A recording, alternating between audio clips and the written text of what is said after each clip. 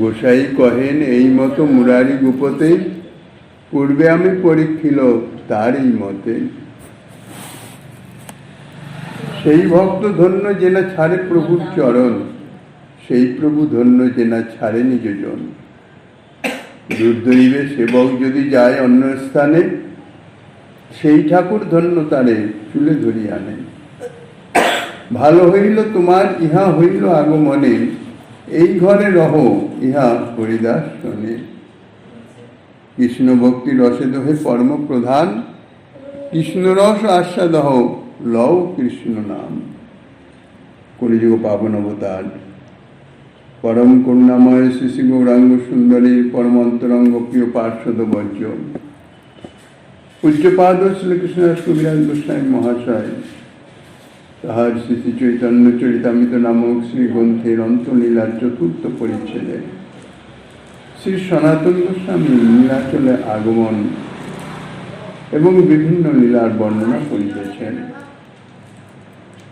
ইতিপূর্বে সনাতন গোস্বামীকে প্রভু যখন তাহার ছোট ভাই অনুপমের গঙ্গা প্রাপ্তির সংবাদ প্রদান করলেন, তখন সনাতন গোস্বামী পাদ সেই অনুপমের যে ইষ্টে নিষ্ঠা অর্থাৎ রঘুনাথে গাঢ় নিষ্ঠা সে সম্বন্ধে বর্ণনা করলেন। শ্রীমান মহাপ্রভু বললেন, তোমরা অনুপমকে যেভাবে পরীক্ষা করেছ, পূর্বে আমিও একবার মুরারি গুপ্তকে ঠিক সেইভাবে অর্থাৎ শ্রীরাম ভজন ত্যাগ করে শ্রীকৃষ্ণ ভজনের জন্যে আদেশ করে পরীক্ষা করেছিলাম। নবদ্বীপ লীলাতে এই ঘটনা, এই লীলা। কিন্তু অনুপমের মতন মুরারি গুপ্ত শ্রীরামের চরণ ত্যাগ করতে পারেন নাই। একই সঙ্গে নিত্য কীর্তন ইত্যাদি সবই চলছে। প্রভু মুরারি গুপ্তকে বলেছিলেন, গুপ্ত শ্রীকৃষ্ণ রসিকের শিখরমণি, তুমি শ্রীকৃষ্ণ ভজন করো, রসিকেন্দ্র চূড়ামণি, আমরা সকলে একসঙ্গে শ্রীকৃষ্ণের পরম মাধুর্য রস ও আস্বাদনে নিমগ্ন হব। প্রায় মধ্যে মধ্যে কথা বলতেন মুরারি গুপ্ত। তিনি তো পূর্বলীলায় স্বয়ং হনুমান, রঘুনাথের একনিষ্ঠ সেবক। গৌর লীলাতে প্রেমরস আস্বাদনের নিমিত্ত এসে উপস্থিত হয়েছেন গৌর লীলার পার্ষদ রূপে। প্রভু বারবার বলাতে মুরারি গুপ্ত চিন্তা করে দেখলেন, প্রভুর এই যে বারবার বলছেন, এটাকে অমান্য করা উচিত নয়। তাই একদিন প্রভুকে বললেন, ঠিক আছে প্রভু, আপনি যখন বলছেন তখন আমি শ্রীকৃষ্ণ ভজনই করব। কালকে থেকে শ্রীকৃষ্ণ ভজনের আমাকে যোগ্য উপদেশ প্রদান করিলেন। তারপর ঠিক সেই অনুপমের মতন মুরারি গুপ্ত সারা রাত্রি রঘুনাথের চরণে ক্রন্দন করেছেন। কিছুতেই রঘুনাথকে ত্যাগ করে শ্রীকৃষ্ণের চরণে তার যে প্রীতি নিষ্ঠা তা সরাতে পারলেন না। অতি প্রত্যুষে প্রভুর চরণে দণ্ডবত প্রণাম করে বলছেন, প্রভু আমার দ্বারা রঘুনাথের চরণ থেকে মস্তক সরিয়ে নেওয়া সম্ভব নয়। রঘুনাথের চরণে আমি মাথা বিক্রয় করেছি, অর্থাৎ নিজেকে সমর্পণ করে দিয়েছি। সেই সমর্পিত আত্মা তা আমি কি করে সরাবো? সরাতে পারছি না। এদিকে আপনারও আদেশ লঙ্ঘন হয়, ইহাও সর্বথা অনুচিত এবং অপরাধজনক। আপনি সর্বসমর্থ, আপনি আমাকে এই কৃপা করুন যেন আমার প্রাণ চলে যায়। তাহলে উভয় দিক রক্ষা থাকবে, আপনার আদেশেরও অবহেলা হবে না, আর রঘুনাথের চরণ থেকে আমাকে মস্তক সরাতে হবে না। প্রভু মুরারি গুপ্তকে বুকে ধরলেন, বললেন, সত্য সত্যই তোমার নিষ্ঠা, তুমি তো স্বয়ং হনুমান, তুমি কেন রঘুনাথকে ত্যাগ করবে? তোমার পরীক্ষার জন্যে। বাস্তবিক এটা ভক্তের পরীক্ষা নয়, ভক্তের মহিমা জগতে ঘোষণা করাবার জন্য ভগবানের এই জাতীয় লীলা। তাই প্রভু বলছেন, সেই ভক্ত ধন্য যে না ছাড়ে প্রভুর চরণ। যে ভক্ত কোনো অবস্থাতেই স্বীয় প্রভুর চরণ ত্যাগ করেন না, যতই বাধা বিঘ্ন বিপত্তি, যতই প্রত্যাবায় প্রতিকূলতা আসুক না কেন, যাহার চরণে নিজেকে সমর্পণ করেছি তার চরণ ছাড়া অন্য কোথাও কোনো দিকে কোনোভাবে দৃষ্টি যাবে না। সেই ভক্তই হচ্ছে ধন্য, সেই হচ্ছে শরণাগত সমর্পিত আত্মা। আর সেই প্রভু ধন্য যে প্রভু স্বীয় ভক্তকেও কোনো সময়ই ত্যাগ করেন না। দুর্দৈববশত ভক্ত অর্থাৎ নিজের সেবক যদি একটু বিচলিত হয়ে যায়, অন্যত্র নিষ্ঠার কিছু প্রকাশিত হয়, তাহলে প্রভু তাকে ত্যাগ করেন না, কৃপা করে তাকে আবার তাহার চরণেই ফিরিয়ে আনেন। যে প্রভু এ জাতীয় কৃপা প্রদর্শন করেন তিনি ধন্য। উপাস্যে যাহার নিষ্ঠা ও প্রীতি জন্মেছে, এইরূপ ভক্তই নানা প্রলোভনে পড়েও কখনো নিজের উপাস্যকে ত্যাগ করে না।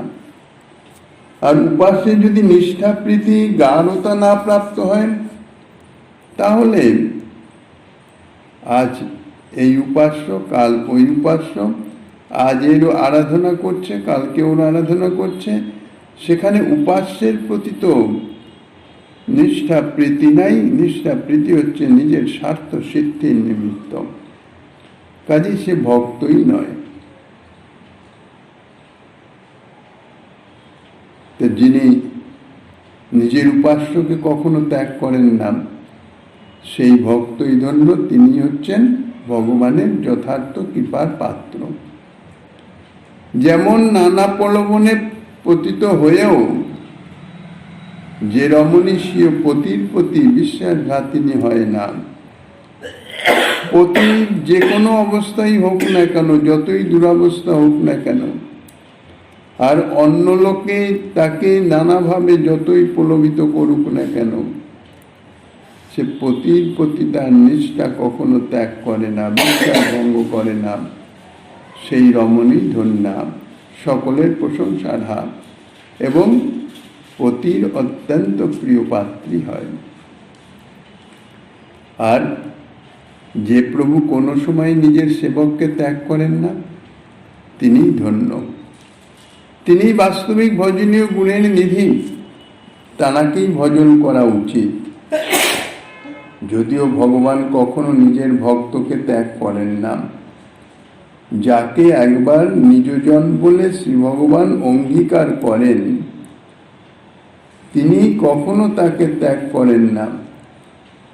এই জন্যেই ভক্ত তাকে ত্যাগ করে যেতে পারে, কিন্তু ভক্তের প্রতি তার কৃপার কখনো চ্যুতি হয় না। এই জন্যেই তাঁর এক নাম হচ্ছে অচ্যুত।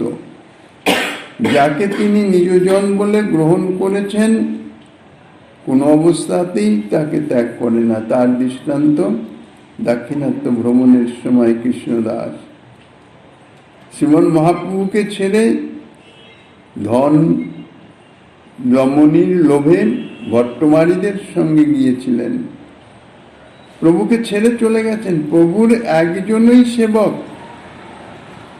দাক্ষিণাত্যে ভ্রমণের শুরু থেকে নীলাচল থেকেই প্রভুর সঙ্গে প্রভুর সেবায় রত এতাদৃশ সেই কৃষ্ণদাস একনিষ্ঠ সেবক বলতে গেলেন। সে কিনা ধন এবং স্ত্রীর প্রলোভনে পড়ে প্রভুকে কিছু না বলে সে ভট্টমারীদের সঙ্গে চলে গেল। প্রভু একাকী সন্ন্যাসী, তাকে ভিক্ষা দেওয়া, তার জলপাত্র দেওয়া, সমস্ত কিছু সেবা কার্য কৃষ্ণদাস করেন। সর্বান্তর্যামী প্রভু জানেন ভট্টমাইরা তাকে প্রলোভন সরল ব্রাহ্মণ, ভালো মন্দ তো বোঝার ক্ষমতা নাই, তাই লোভ দেখিয়ে নানান রকম কথা বলে তার বুদ্ধি ভ্রষ্ট করে তাকে নিয়ে গেছে। শ্রীমন মহাপ্রভু গিয়ে তাকে কেসে ধরে সেখান থেকে নিয়ে এসেছিলেন এবং যতদিন দাক্ষিণাত্যে ছিলেন নিজের সঙ্গে নিজের সেবায়ও রেখেছিলেন। ইহাই হচ্ছে শ্রী ভগবানের কৃপা, ইহাই হচ্ছে ভজনীয় গুণ।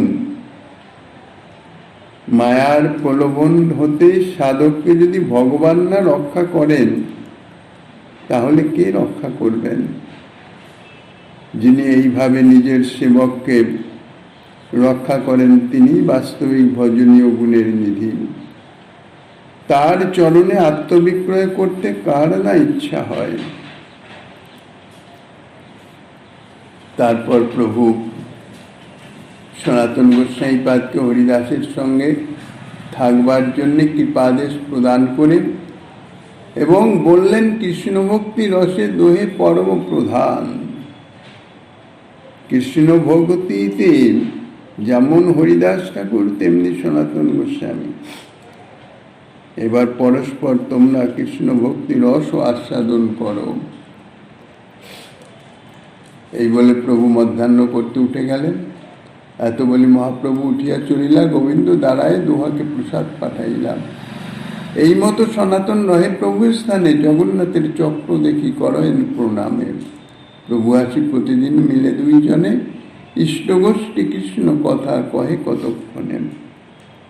মহাপ্রভু গিয়ে গোবিন্দের দ্বারায় নিত্য হরিদাস ঠাকুরের জন্য প্রসাদ পাঠাতেন, এখন সঙ্গে সনাতনের জন্য প্রসাদ অর্থাৎ দুজনের প্রসাদ পাঠিয়ে দিলেন।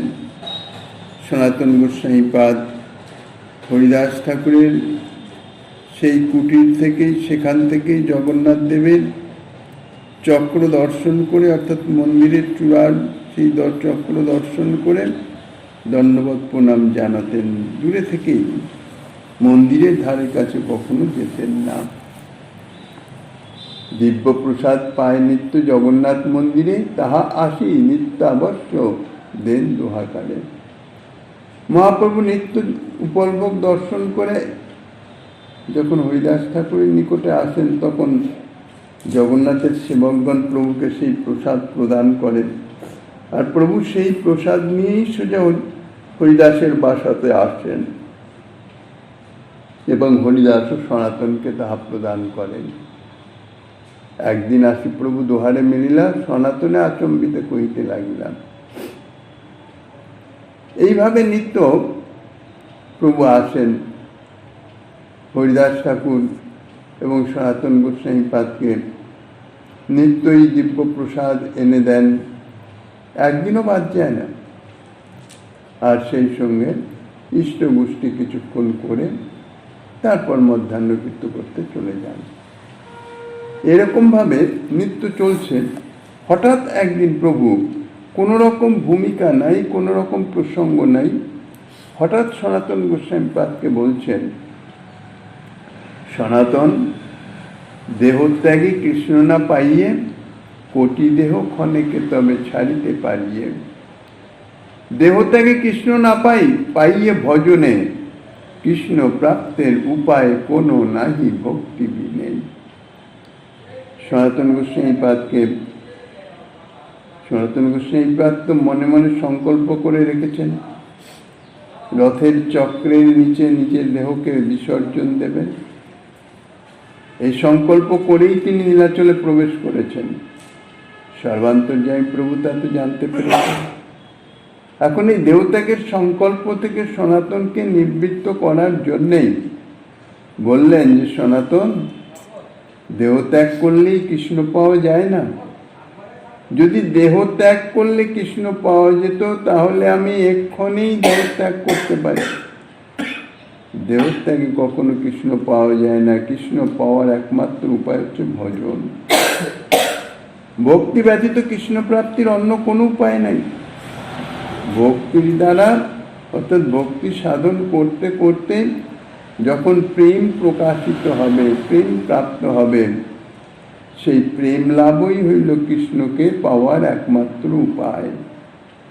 এর দ্বিতীয় অন্য কোনো পন্থা নাই, অন্য কোনো উপায় নাই। আর দ্বিতীয়ত, দেহত্যাগ ইহা তো তমগুণের ধর্ম। তমগুণ রজগুণ অর্থাৎ মায়িক কোনো গুণের দ্বারা কখনো কৃষ্ণকে, অপ্রাকৃত শ্রীকৃষ্ণকে পাওয়া যায় না। দেহত্যাগাদি সব হয় তম ধর্ম, তমরজ ধর্মে কৃষ্ণের না পাইয়ে চরণ। ভক্তি বিনু কৃষ্ণে কবু নহে প্রেমোদয়, প্রেম বিনু কৃষ্ণ প্রাপ্তি অন্য হইতে নয়। দেহত্যাগেই যদি কৃষ্ণ পাওয়া যেত, তাহলে এক্ষণে কোটি কোটি লোক দেহত্যাগ করত। প্রভু এই কোটি কোটি লোকের দেহত্যাগের কথাই বলেছেন, কোটি দেহ ক্ষণেকে তবে ছাড়িতে পারিয়ে। প্রভুর দেহ তো একটাই, এক ক্ষণে কোটি কোটি দেহ ত্যাগের কথা, সেটা তো সঙ্গত হয় না। তবে কৃষ্ণপ্রাপ্তির আশায় দেহত্যাগের নিশ্চিততা প্রকাশ করবার জন্যে হয়তো প্রভু বলতে পারেন যে দেহত্যাগ করলে যদি কৃষ্ণ প্রাপ্তি হতো, অবশ্যই যদি প্রাপ্ত হওয়া যেত, তাহলে এক্ষুনি আমি কোটি কোটি দেহত্যাগ করতে পারতাম। এর দ্বারা কৃষ্ণ প্রাপ্তির যে প্রগাঢ়তা, তাই বুঝাচ্ছেন। অর্থাৎ যে উপায়ে কৃষ্ণ প্রাপ্ত হওয়া যাবে সেই উপায় অবলম্বনের জন্যে সমস্ত কিছু করতে আমি প্রস্তুত। কিন্তু দেহত্যাগের দ্বারা তো কৃষ্ণ পাওয়া যায় না, ভজন ব্যতীত কৃষ্ণ সেবা মেলে না। সাধন বিনা সাধ্য বস্তু কবু নাহি মিলে, কৃষ্ণ প্রাপ্তির উপায় নহে ভক্তি মিলে। অন্ধকার যেমন বস্তুর স্বরূপকে আবৃত করে রাখে, অন্ধকারে লোক যেমন কোনো বস্তু ঠিক চিনতে পারে না, ঠিক সেই রকম এই যে তমগুণ, তমগুণ হচ্ছে অন্ধ, অন্ধকার আচ্ছন্ন। তম শব্দের এমনি অর্থই হচ্ছে অন্ধ, মানে অন্ধকার, যেখানে কিছু দেখা যায় না, দৃষ্টি চলে না। তো সেই তমগুণ যদি মন বুদ্ধি চিত্তের উপর প্রভাব বিস্তার করে, তাহলে তার যে বিবেক বুদ্ধি ইত্যাদি সমস্ত আচ্ছন্ন হয়ে যায়, কিছুই প্রকাশিত হয় না, অর্থাৎ হিতাহিত জ্ঞানকে আবৃত করে রাখেন। তমগুণাক্রান্ত লোকের ভালো মন্দ ঠিক বিচার করতে পারে না। তাই তমগুণের প্রভাবে লোক আত্মহত্যাদির জন্যে, অর্থাৎ নিজ স্বার্থ পূরণের নিমিত্ত আত্মহত্যার মতন, অর্থাৎ দেহত্যাগের মতন জঘন্য কাজও করে থাকে। তমগুণের বা রজগুণের ধর্ম দ্বারা কখনো কৃষ্ণ সেবা পাওয়া যায় না। শ্রীকৃষ্ণ হচ্ছেন নির্গুণ, গুণাতীত, হরিহি নির্গুণ। কৃষ্ণ প্রাপ্তির ভজনও তাই নির্গুণ হবে, গুণাতীত হবে। সগুণ ভজনে কখনো গুণাতীত কৃষ্ণকে পাওয়া যায় না। তমরজ ধর্ম শব্দে মায়িক তমরজ ধর্ম, অর্থাৎ সেখানে সত্যগুণ সংযোগ করে নিতে হবে। অর্থাৎ মায়িক কোনো প্রাকৃত কোনো গুণের দ্বারা গুণাতীত শ্রীকৃষ্ণকে পাওয়া যায় না। কেননা ভক্তি বিনু কৃষ্ণে কবু নহে প্রেমোদয়, প্রেম বিনু কৃষ্ণ প্রাপ্তি অন্য হইতে নয়। কৃষ্ণ প্রাপ্তির একমাত্র উপায় হচ্ছে প্রেম। প্রেম ছাড়া কখনো শ্রীকৃষ্ণ সেবা লাভ হয় না। কৃষ্ণ প্রাপ্তি মানে কৃষ্ণ সেবা প্রাপ্তি। তা প্রেম ছাড়া যখন সেবা প্রাপ্ত হওয়া যায় না, এই জন্যেই বলা হয়েছে প্রেম প্রয়োজন। সেই প্রেম প্রাপ্তির নিমিত্ত, প্রেম প্রাপ্তির উপায় একমাত্র সাধন ভক্তি। ভক্তি ব্যতীত অন্য কোন উপায়ে সেই প্রেম প্রাপ্ত হওয়া যায় না। এই জন্যেই ভক্তি অর্থাৎ ভজন, ভজনের মাধ্যমে প্রেম প্রাপ্ত হয়ে কৃষ্ণ প্রাপ্ত হওয়া যায়। শ্রীমদ্ ভাগবতে তাই বলেছেন, ন সাধয়তি মাং যোগ ন সাংখ্যং ধর্ম উদ্ধব ন সাধ্যস্তপস্ত্যাগ যথা ভক্তির মমর্চিতা। যোগ, জ্ঞান ইত্যাদি অন্যান্য কোনো রকম সাধনে আমাকে পাওয়া যায় না, একমাত্র ভক্তি উর্জিতা অর্থাৎ শুদ্ধা ভক্তিতেই আমাকে প্রাপ্ত হওয়া যায়। দেহত্যাগাদি তমধর্ম পাতক কারণ, সাধক না পায় তাতে কৃষ্ণের চরণ। এই যে দেহত্যাগ, দেহত্যাগ এটা মারাত্মক অপরাধজনক, পাতকের হেতু অর্থাৎ মহাপাপজনক। দেহত্যাগ বা আত্মহত্যা ইত্যাদি, আত্মহত্যাকারীকে অশেষ যন্ত্রণা ভোগ করতে হয়। এই জন্যেই বলা হয় আত্মহত্যা মহাপাপ নরকে গমন।